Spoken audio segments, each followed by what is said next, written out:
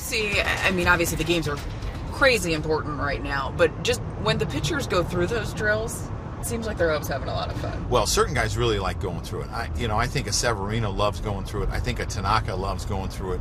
I'm not so sure about Big Mike, how much he loves going through it, but a lot of the guys enjoy it, and it kind of breaks up the monotony of what they do all the time.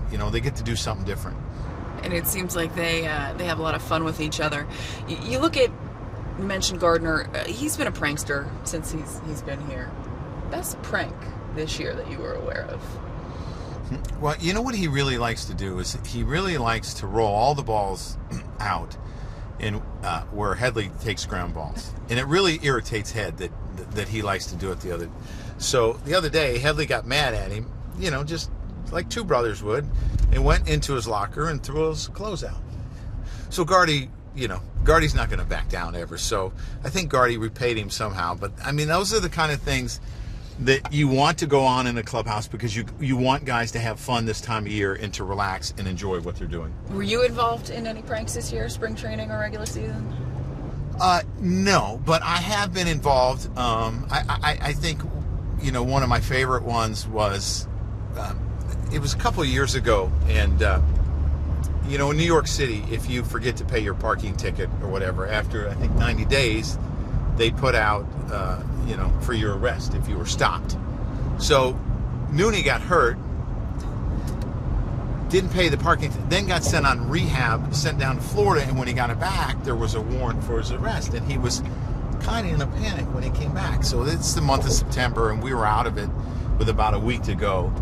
And, I talked to one of our security guys and told him what was going on, and they decided to pull a little prank on Nooney where after the game we had a police officer waiting for Nooney and told him he was under arrest and put his hands behind his back, and Nooney was kind of in a panic. So that was kind of fun. And then we got Mo really good in Houston before he retired. He had received all those gifts and all those checks for his charity, and so he could disperse the way he wanted to. And we sent a letter with the IRS letterhead. We copied it and put it in By a the FedEx. way, you owe this much for all these gifts, right? Yeah, and we put how much he owed for all the gifts, and he was in a state of panic. So we had it in a FedEx package. We had the clubhouse guy in Houston deliver it, Steve Perry, which was nice. And Mo right away got on with his agent. And we told him about 10 minutes before the game it was just a prank because he was in a full panic. His wife Clara was telling him, I told you not to do this, and it was quite funny. How hot was he after he found out it was a joke? He laughed. He really laughed, but I think he was nervous for a little bit of time. And I would have loved to have heard Nunez as he was trying to explain to the officer that he shouldn't be arrested. Yeah, that had to be something. Yeah, and the officer had actually put his hands behind his back and started to put the cuffs on, and Nooney was kind of fighting, and I didn't tell any of the players what was going on, and some of the players were kind of in a panic, which was kind of enjoyable as well. I would imagine every year clubhouses are different. This one seems to be pretty close in general, yes. But what about this clubhouse in particular do you like?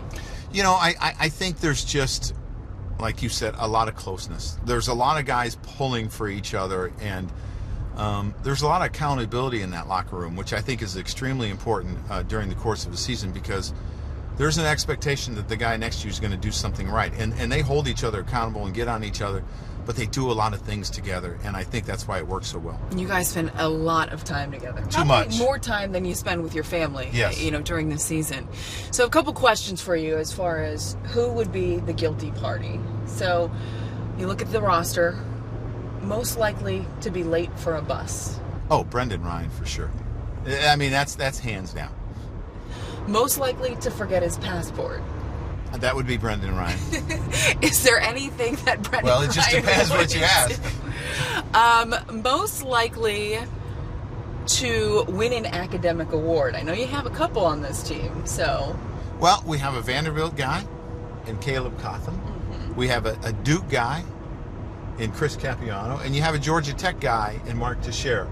So I'm going to go with one of those three. One of those, and Chase Headley was a valedictorian. Yeah. Also, Chris Capuano was a valedictorian. Yes. So between the two valedictorians, who do you think would win? Well, I'm going to go with the pitcher because he's got more time on his hands to study.